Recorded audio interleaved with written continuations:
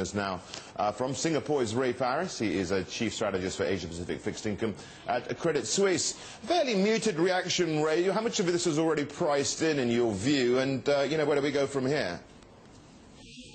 Well, I think the muted reaction is really about the fact that there's still a lot of uncertainty. So you've had this package pass in its entirety.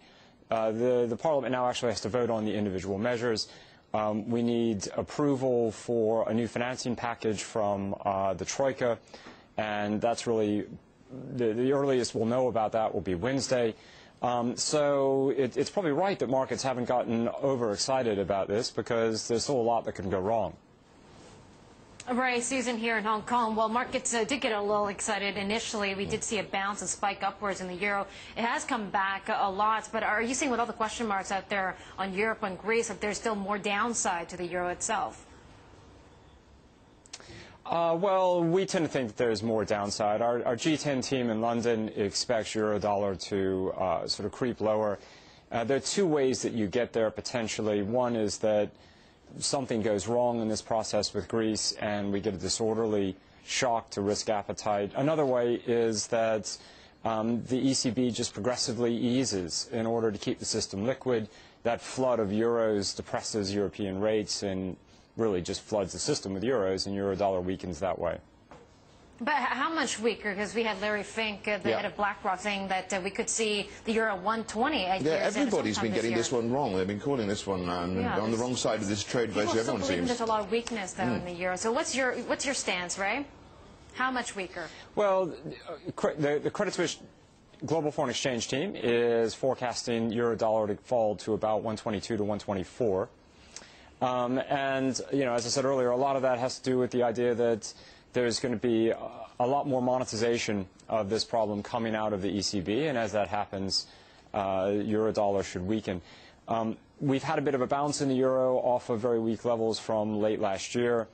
You know, it's worth noting that as the ECB and as the structure of interest rates in the euro area have come down over the last, say, 6 months, the euro has continued to trade with interest rate spreads. So a bit of a relief rally, if you will, now, but the view set from Credit Suisse is that it should still trade weaker over the next 3 to 6 months. Ray, what about the next country in line here? People mentioning Portugal. You know, who is next, if there is anybody next? Well, there's no one immediately, not unless the process with Greece really breaks down and becomes chaotic.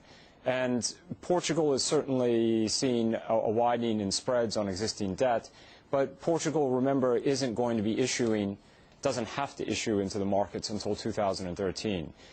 So focus is really on Spain and Italy, particularly Italy and how Italian debt trades.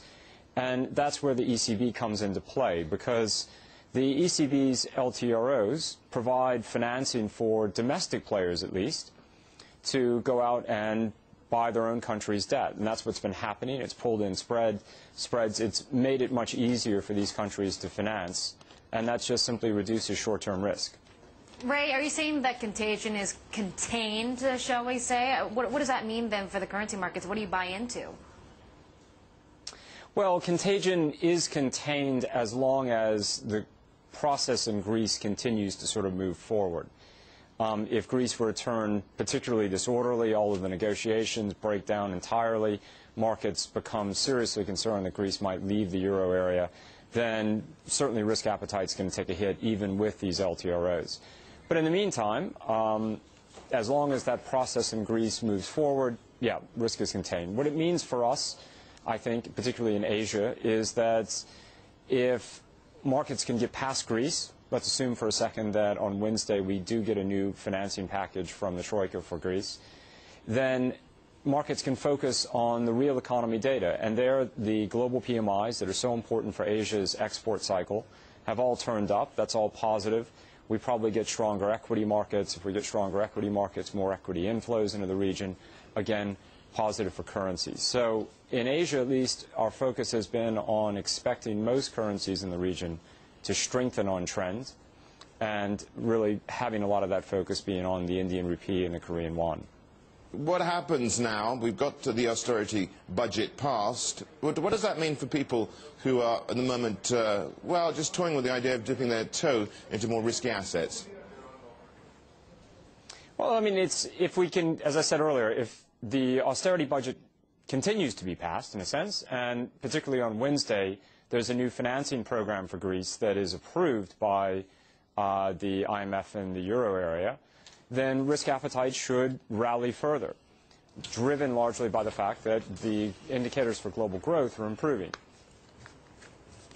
All right. Well, let's just move to one of our other top stories today, and it's the surprise contraction we saw for the Japanese economy. I mean, 2.3% on an annualized basis in the last 3 months of 2011 here. Are you surprised by the apparent, well, sluggishness here for Japan? Well, it's certainly deeper than we'd expected. It's a bad number, no doubt about it. But you would imagine that in many respects the worst is probably over. A lot of the shock to Japan has come from the export side of the economy, combination of the lingering effects of the earthquake, but then you had the Thai floods, which disrupted Japan's supply chain because Thailand really is very important for certain sectors of the system. And all of that came at the same time that you had a global downturn in demand. So now you're getting further away from some of those supply chain effects, particularly in Thailand, and global demand's beginning to improve, both in the U.S. and Europe. Also, we're beginning to see that in China, and that PMI surprising positively in January.